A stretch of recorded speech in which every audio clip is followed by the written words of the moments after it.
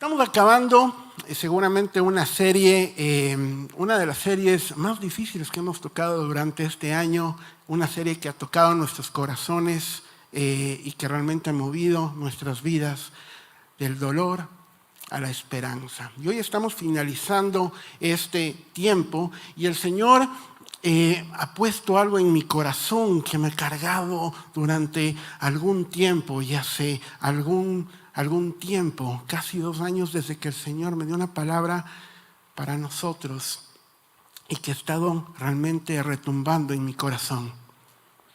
El dolor a la esperanza. Y hemos aprendido durante todo este tiempo y durante nuestra vida que en medio del dolor, el sufrimiento o esos tragos amargos que tenemos que tomar durante nuestra vida y continuar viviendo a pesar de vivir todo eso.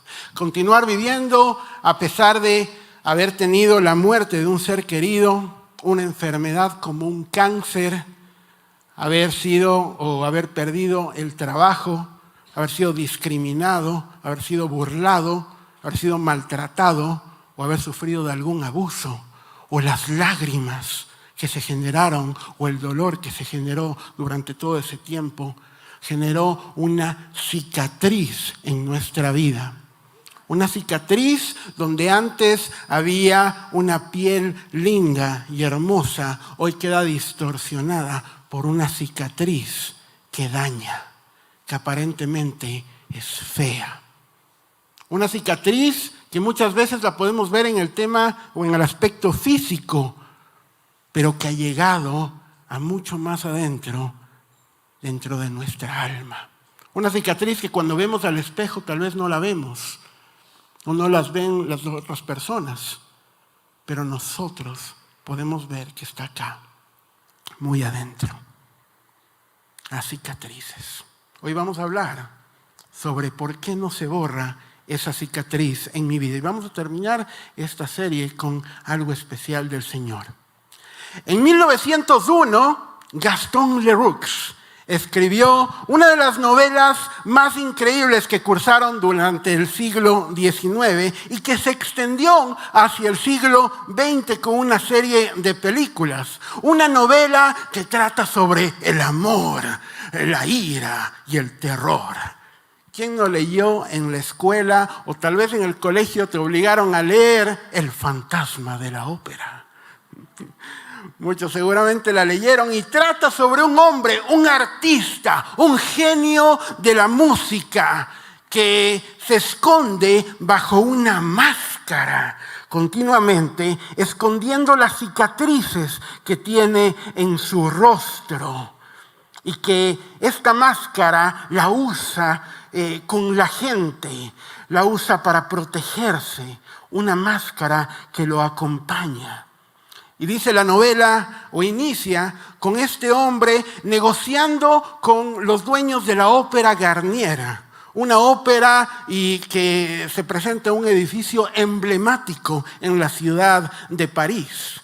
Un edificio que tiene catacumbas y es oscuro en sus profundidades. Y dice que el fantasma de la ópera negocia con ellos un palco muy alto donde toda la gente lo podía observar con su máscara.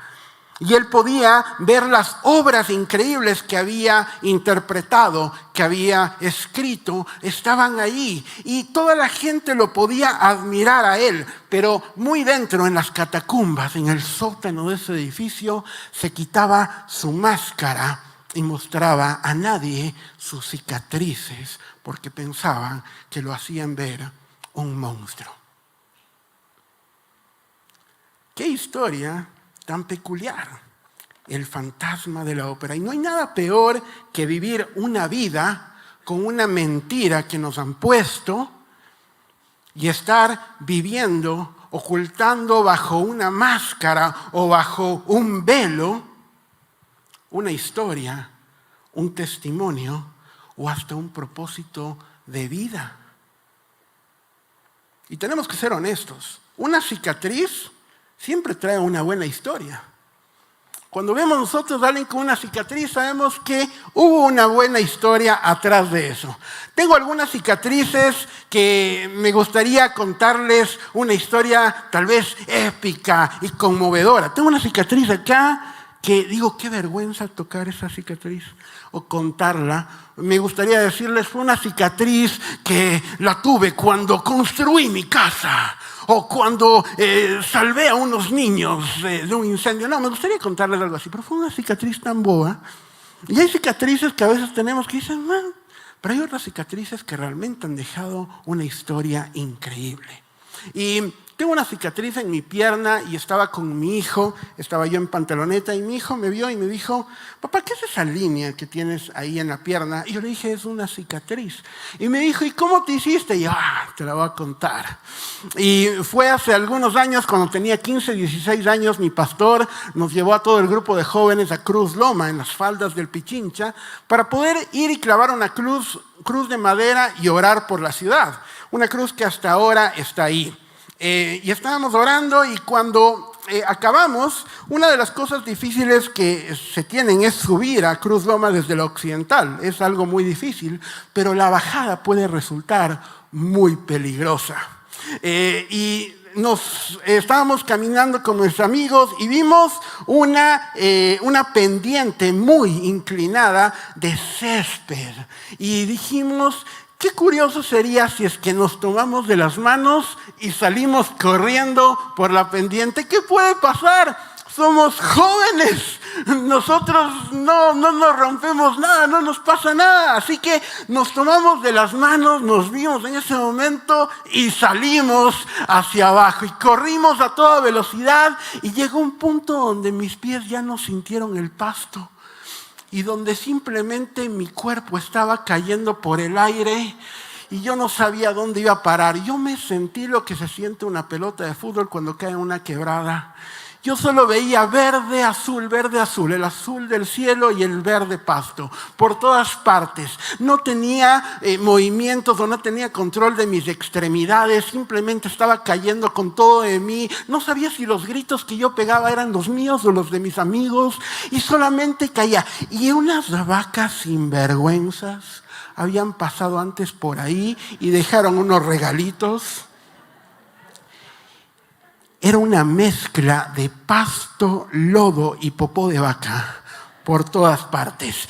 Y rodamos hasta que esta mano logró tener algo de contacto, algo de fuerza, y logré detenerme y algunos de mis amigos lo lograron, nos detuvimos y efectivamente era una pasta con mezcla de olores y de texturas por todas partes. Y en mi pierna brotaba sangre. Y se generó una cicatriz que tiene una buena historia. Ahora, esta cicatriz realmente no es una cicatriz que me avergüenza, es una cicatriz que de hecho me gusta. Cuando la veo no es algo que me intento cubrir. De hecho, si le da el sol y se acentúa más, no me importa. Es una cicatriz que de hecho me gusta. No porque me recuerda que hice alguna locura con mis amigos o porque hice algo estúpido, sino porque esa cicatriz me recuerda que cuando tenía 15 y 16 años, yo tenía mucha soledad. Y le pedí a Dios que me pudiera dar amigos.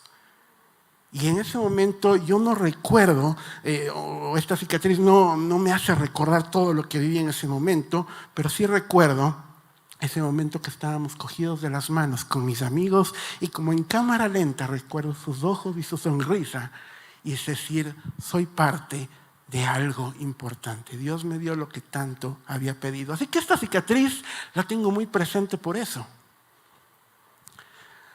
Pero Google tiene un significado diferente de lo que es cicatriz. Acompáñame a verlo.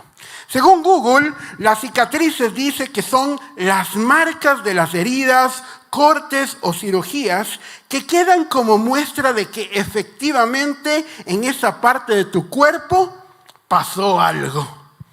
Pero no, la cicatriz no necesariamente es que pasó algo y quedó marcada ahí. hay un proceso médico que interviene o que se da cuando es el proceso de cicatrización. Son 4 pasos que se dan en el proceso de cicatrización y que Dios ha permitido que nuestro cuerpo humano reaccione de esa manera. 4 pasos sencillos. El primer paso dice que se hace la coagulación, es decir, que evita que siga saliendo más sangre de la herida. El segundo paso es la inflamación. Cuando se inflama, se generan anticuerpos que luchan contra las bacterias para que no haya una infección. El tercer paso dice que es la regeneración y se empieza a regenerar una nueva piel, un nuevo tejido y se cubre definitivamente la herida. Y un cuarto paso es la maduración, que el nuevo tejido que se ha formado es más elástico y más fuerte que el anterior. Entonces, cuando yo leo esto, yo me pongo a pensar y digo lo que te voy a decir en este momento, que lo voy a mencionar durante toda la prédica. Una cirugía, una cicatriz, no es un sinónimo de enfermedad, es un sinónimo de sanación. Una cicatriz no es un sinónimo de enfermedad, es un sinónimo de sanación. Así que cuando yo me enfrento a diferentes dolores, pérdidas, batallas, enfermedades, yo puedo recordar cada una de las cosas difíciles que pasaron en mi vida. Puedo recordar lo difícil que fue y que muchas veces me encontraba sin poder pasar esa batalla o saber si es que voy a morir de ella o que la sangre no deja de salir. Pero en ese momento debo recordar que una cicatriz no solamente no es un sinónimo de enfermedad, es un sinónimo de victoria y que el Señor estuvo con nosotros en medio de esa batalla difícil. Eso es lo que es una cicatriz. Y queridos, una de las peores cosas que podemos hacer en la vida es ocultar esas cicatrices con una máscara para que no se vean y no se muestren ante los demás, porque estamos en un mundo donde nos dicen que debemos mostrarnos como fuertes y perfectos, como grandes, porque mostrar nuestras cicatrices solo sería una muestra de debilidad. Y hay una historia hermosa en la palabra que nos muestra algunos de estos aspectos. Y seguramente es una historia de las más conocidas. Esta historia seguramente la conoces desde que eras niño. En la escuela dominical es una de las primeras que se enseñan. Esta historia la sabe el que es cristiano y el que no. El que va a una iglesia o el que no. Porque a los niños les decimos, tú eres un pequeño, pero puedes derribar a cualquier gigante. Y es la historia de David y Goliat. Así que vamos por favor al primer libro de Samuel, primero de Samuel, capítulo 17, versículo 50 al 51. Primero de Samuel, capítulo 17, versículo 50 al 51. Y dice la palabra de Dios, dice, así venció David al filisteo con honda y piedra. Este es el final de la historia, te adelanto, Goliat muere, David gana, ¿sí? Si no lo habías leído antes. Así venció David al filisteo con honda y piedra, e hirió al filisteo y lo mató sin tener David espada en su mano. Entonces corrió David y se puso sobre el filisteo, y tomando la espada de él y sacándola de su vaina, lo acabó de matar. Y le cortó con ella la cabeza, y cuando los filisteos vieron a su paladín muerto, huyeron. Realmente esta era una época complicada para Israel, porque Israel se encontraba peleando seguramente con el peor enemigo que se habían topado en la tierra prometida. Era un enemigo que no solamente los tenía pisoteados, sino que había cortado toda esperanza en su vida. Los filisteos utilizaron una estrategia muy buena. Dice capítulos anteriores que ellos procuraron que en Israel no existan herreros. En esos tiempos el mundo estaba cambiando de la era de bronce a la era de hierro. Los hititas posiblemente enseñaron a los filisteos el manejo del hierro. Y con el hierro, querido, tú haces espadas y lanzas. Y si tú evitas que en el otro pueblo haya herreros, evitas que hayan espadas y lanzas. El otro pueblo, que es Israel, el único que tenía espada y lanza era el rey Saúl y su hijo Jonathan. Los demás tenían armas inferiores a las espadas y a las lanzas, lo cual les era imposible poder ganar una batalla. Como se dice comúnmente, los filisteos les tenían pisado el poncho a los de Israel. Les tenían sometidos. Y antes de tener una gran victoria, querido, hay que pasar por una batalla. Siempre hay que pasar por algún tipo de batalla. Pero quiero decirte que las batallas que nosotros tenemos, siempre va a haber el enemigo que va a procurar que no tengas las herramientas necesarias para combatir. Si él procura que en tu pueblo no hayan herreros, no vas a desarrollar las armas necesarias para poder combatir ahí. Y lo único que va a hacer es que nos estanquemos en nuestra enfermedad, que nos estanquemos en nuestro dolor, que nos estanquemos en las situaciones difíciles que nos han pasado, en los vicios que se han desarrollado, porque con eso consigue de que no haya victoria en nuestras vidas, sino que haya dolor y angustia continua. Cuando tenía 7 u 8 años, empecé a darme cuenta que mi rostro era diferente al de los demás. Cuando un niño se mira al espejo mientras su mamá le peina y ve su rostro y se da cuenta que no es igual al de los demás, empieza a entender que algo está pasando. No conocía el significado de la palabra simetría, pero ese concepto se hizo más claro cuando ves que un lado de tu rostro es diferente al otro. Y como un velo que se quita a un niño y que se quita la inocencia, los juegos, las travesuras, los helados de colores, los dibujos animados, ese niño se da cuenta que esto es serio. Escuchaba mientras jugaba con autos y con muñecos las llamadas telefónicas de mi mamá hablando de una operación necesaria en el exterior, una operación que tenía que darse.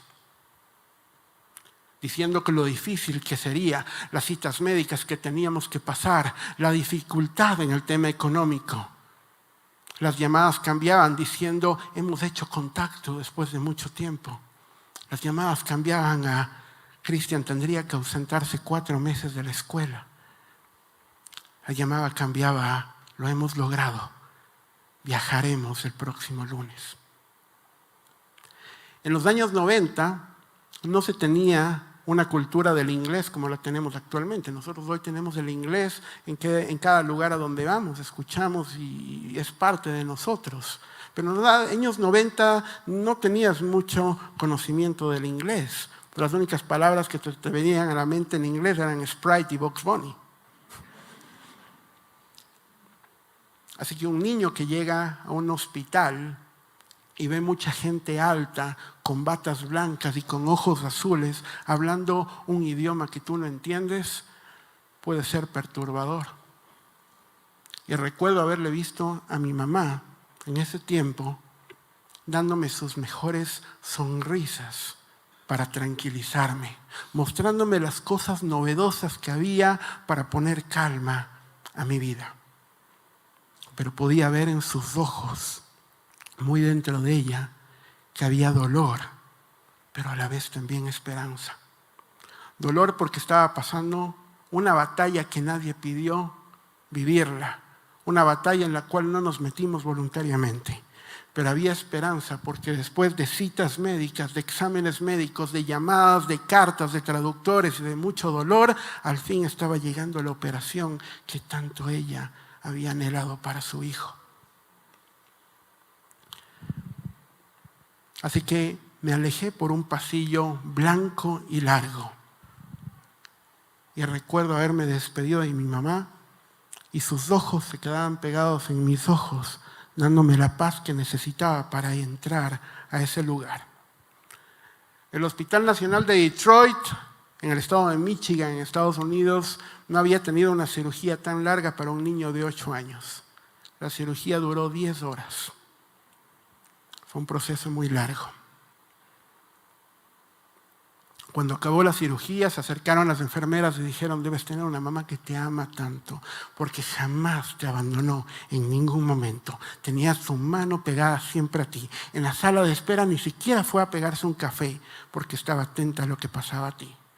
Y después de un tiempo supe que ella lloraba en esa sala de espera por alegría, porque al fin se dio, o al fin hubo una victoria sobre esta enfermedad que tanto había luchado. Los doctores dijeron que fue una operación exitosa, que podría tener una buena niñez y una buena adolescencia y una última operación cuando tuviera 18 años. Así que estábamos muy alegres porque había sido una victoria después de un tiempo muy difícil. Así que estaba volviendo a mi país natal con una victoria, pero al mismo tiempo estaba volviendo con una cicatriz de 34 centímetros de largo que estaría conmigo toda la vida. Cuando escuchas eso, te pones a pensar y dices: ¿cómo una cicatriz puede ser sinónimo de sanación y no de enfermedad? Pero hay un proceso que el Señor hace para poder entenderlo mejor. Y muchas veces nosotros decimos: ¿por qué? ¿Por qué yo? ¿Por qué me tiene que pasar esto a mí? ¿Por qué yo tuve que pasar por tremenda enfermedad, por tremendo dolor? ¿Por qué tuve que pasar por ese cáncer, por ese accidente o por la circunstancia de perder un trabajo? ¿Por qué yo? Yo no merezco esto. Yo no merezco sufrir o pasar por este dolor. ¿Por qué? Y recuerdo que el Señor no nos prometió que no pasaríamos por sufrimientos y que no pasaríamos por dolor. Es más, en su palabra dice que pasaremos por sufrimientos y dolor, que estaremos viviendo angustias, que a veces saldremos de una batalla y nos meteremos en otra, pero lo que sí nos ha prometido siempre es que Él estará con nosotros siempre hasta el fin del mundo. Siempre. El Señor jamás nos abandona. Jamás nos abandona y jamás nos abandonará. A veces no lo sentimos, pero Él siempre está pendiente de sus hijos. Y queridos, una de las peores cosas que podemos hacer es olvidar las victorias que Dios nos da, que da en nuestras vidas y que nos permiten avanzar. Pero para poder llegar a la esperanza, es muy claro que hay que pasar por el dolor. Y como que fuera una historia épica, lo que leímos antes, esa historia no había terminado aún. Como una de las mejores historias de las crónicas de Narnia, o como del Señor de los Anillos, o como Harry Potter, teníamos una historia épica y legendaria que aún no terminaba. Porque David logra vencer a Goliat con esa onda.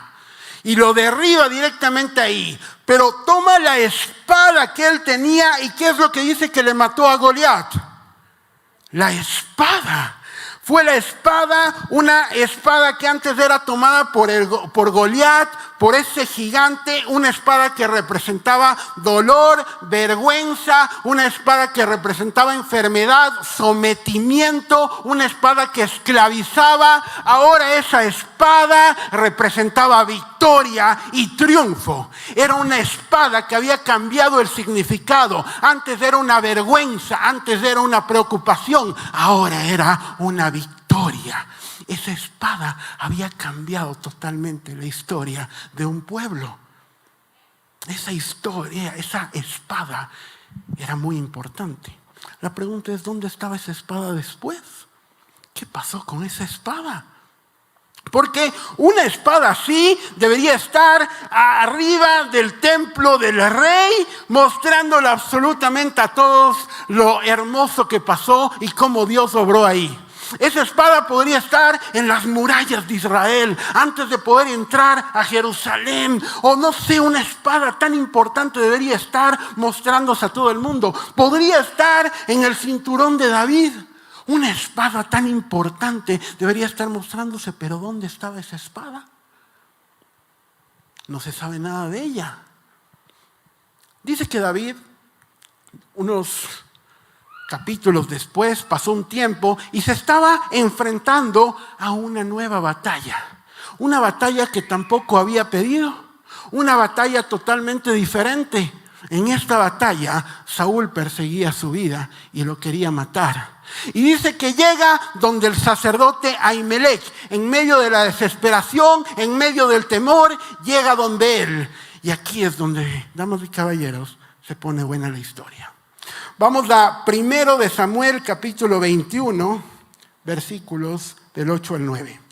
1 de Samuel, capítulo 21, versículos del 8 al 9.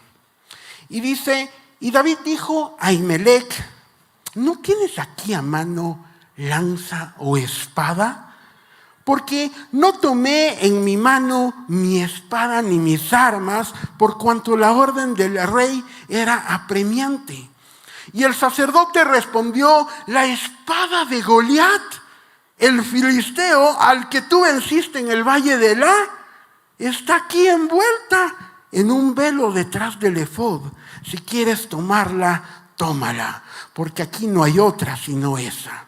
Y dijo David: ninguna como esa, dámela.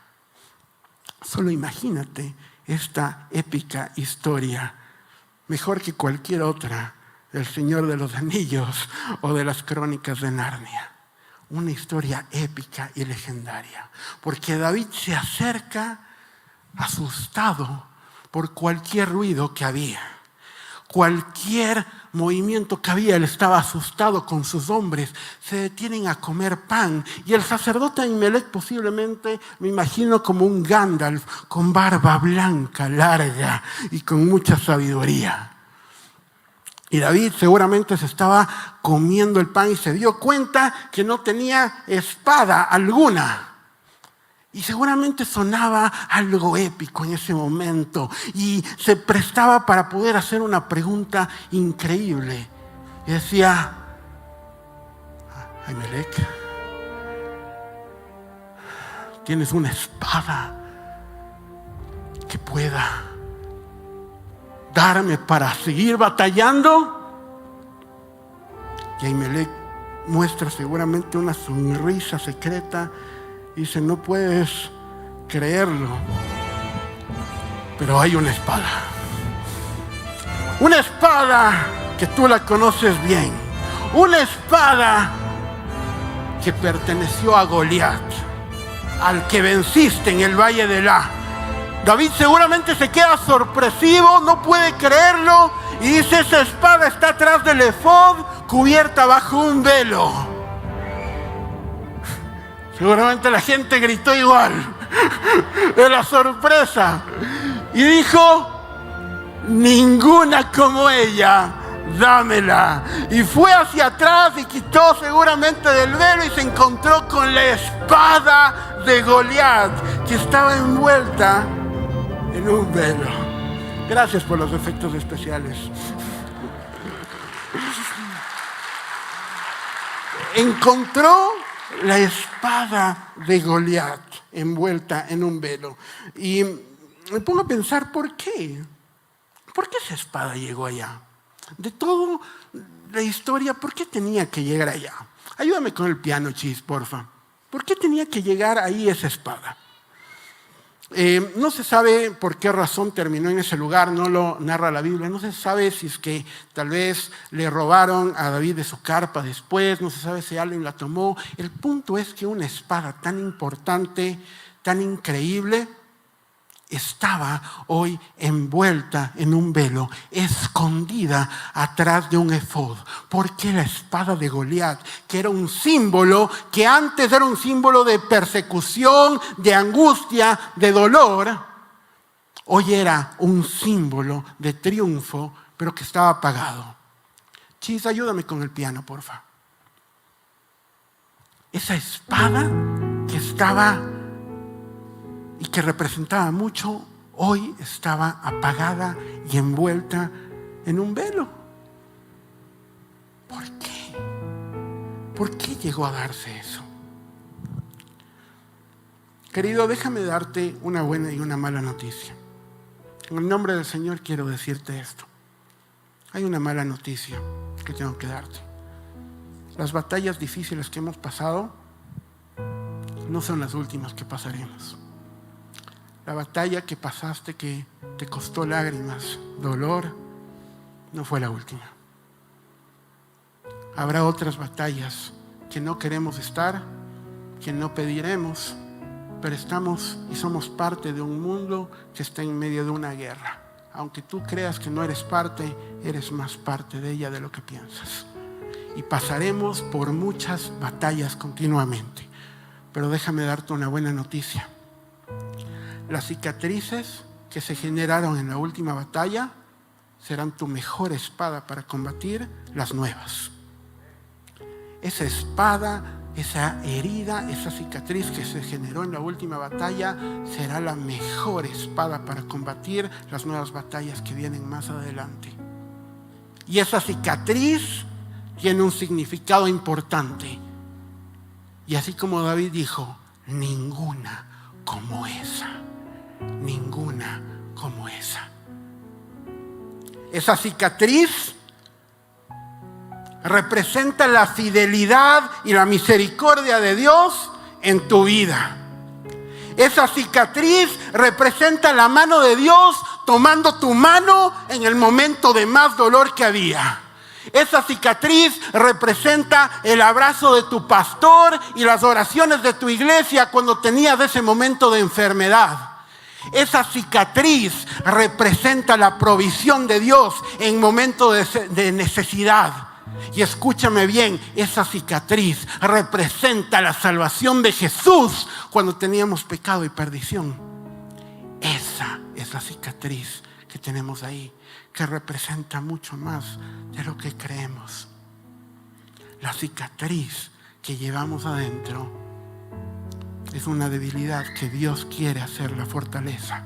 Veíamos hace 2 semanas con el pastor Pablito una prédica hermosa y estamos hablando de 2 Corintios 12:10.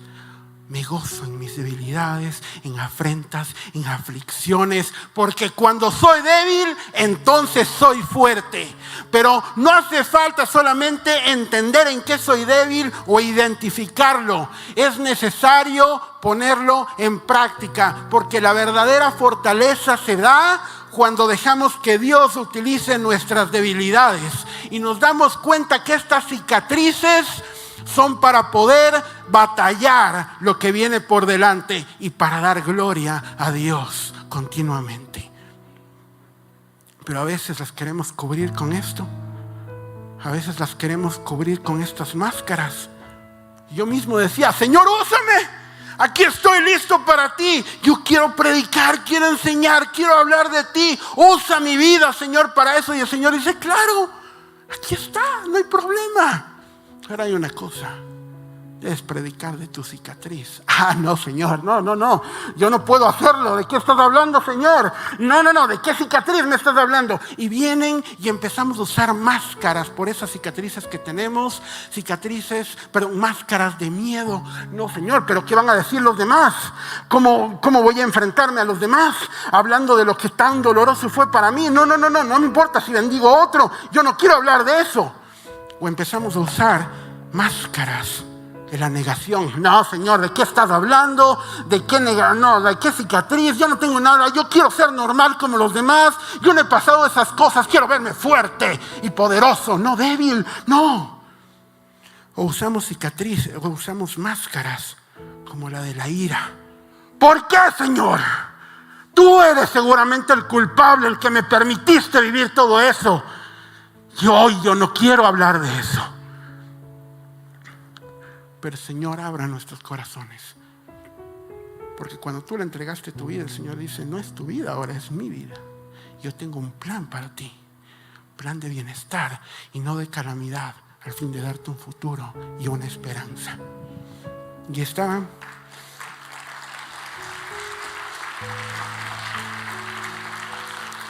9 años atrás, mi esposa se acerca y me dice, ella es profesora en un colegio, y se acerca y me dice, hay una niña que llegó al colegio y es hermosa, pero ella no lo sabe. Yo le dije, ¿por qué? ¿Por qué no lo sabe? Y ella me dijo, porque tiene quemaduras en su cara, tiene cicatrices. Y yo le dije, ¿qué pasó? Y su nombre es Melissa. Su padre murió en un incendio salvándola.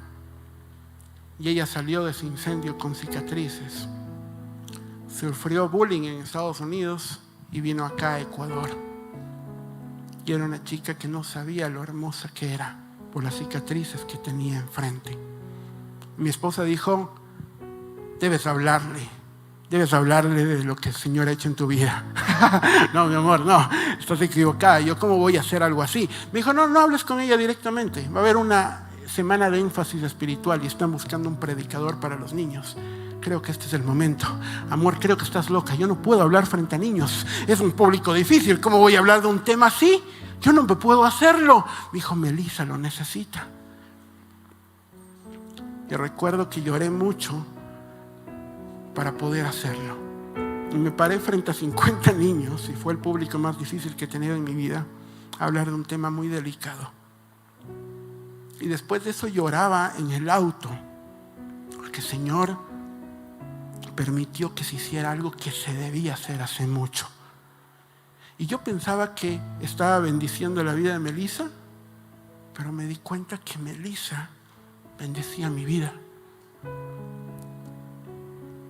Porque Melissa fue lo que Dios, o cómo Dios inspiró la vida para poder hacer un ministerio.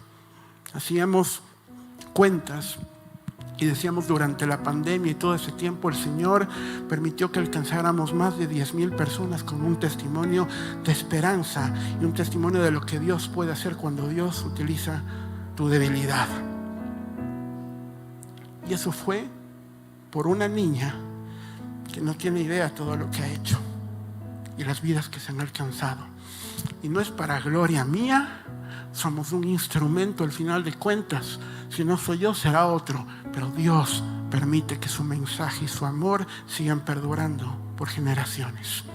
Y utiliza la vida a veces de una niña que ni siquiera sabe lo que tiene y la hermosura que lleva en su corazón y lo que puede hacer. Y el Señor tiene un plan hermoso con esas cicatrices. Esas cicatrices que a veces nos avergonzamos. Termino con esto. Dice que hay 2 tipos de personas en el mundo. Los que pasan por medio de un accidente de tránsito y ven el accidente y dicen, Señor, guárdanos, protégenos. Y hay otros que ven el accidente y dicen, Señor, líbralos, ayúdalos. Hay personas que piensan más en uno que en otro. No me cortes el piano. Hay personas que piensan más en uno que en otro. Y las cicatrices que tenemos, Dios las hizo para pensar en los demás. Porque si nosotros queremos gloriarnos de lo bueno que somos, de las fortalezas que tenemos, seremos como el fantasma de la ópera, y estando en un balcón muy alto para que nos admiren por todo lo que somos y lo que hemos hecho. Pero el Señor utiliza las fortalezas, o las fortalezas hacen conexión con la admiración para que los demás nos admiren, pero nuestras debilidades nos permiten conectarnos con la gente. Nuestras debilidades son para conectarnos unos con otros, y que en el medio de eso esté el testimonio de Jesucristo, que fue el que llevó nuestras cargas y nuestras faltas.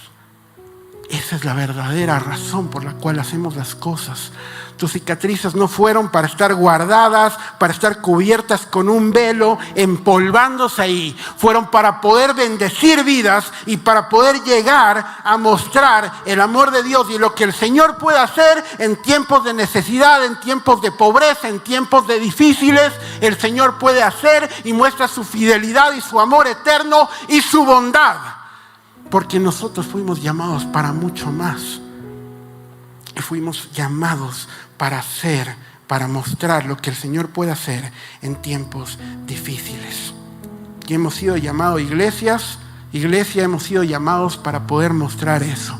No debemos mostrar, y hemos hablado con los pastores nos animan que nosotros debemos ser referentes, y sabemos muy bien que debemos ser referentes, pero no por el tamaño de la iglesia, no por el bonito templo que tenemos, no por los buenos ministerios que tenemos o los talentos que brotan de nosotros, no, sino por todas las cosas difíciles que hemos pasado y que tu familia y tu testimonio puede ser de bendición para muchos, y todo lo que el Señor ha hecho en tu vida, cómo puede bendecir a otros. Ese es un referente de verdad. Cuando podemos abrir nuestros corazones a ese dolor, a esa dificultad que hemos pasado, y que hoy es una cicatriz que es la mejor espada para poder alcanzar vidas y para poder impactar generaciones. Esta espada que la llevas tú, que la tienes tú en tu vida, y es el momento de hacerlo, porque tus cicatrices están ahí y no se borran para enfrentarte a las nuevas batallas que Dios te dará, pero también para poder llamar y para poder llevar la luz de Dios hacia nuevas generaciones. Porque déjame decirte que Dios tiene algo para ti. Tú fuiste llamado con un propósito, tú fuiste llamado con un plan de Dios, y esas cicatrices son parte de ese propósito. Porque ¿sabes quiénes somos tú y yo? Somos linaje escogido, real sacerdocio, nación santa, pueblo escogido, llamado por Dios para anunciar las virtudes de aquel que nos llamó de las tinieblas a su luz admirable. Este es el Señor, el que nos dio un propósito para nuestras vidas y que va a cumplirlo en su momento perfecto.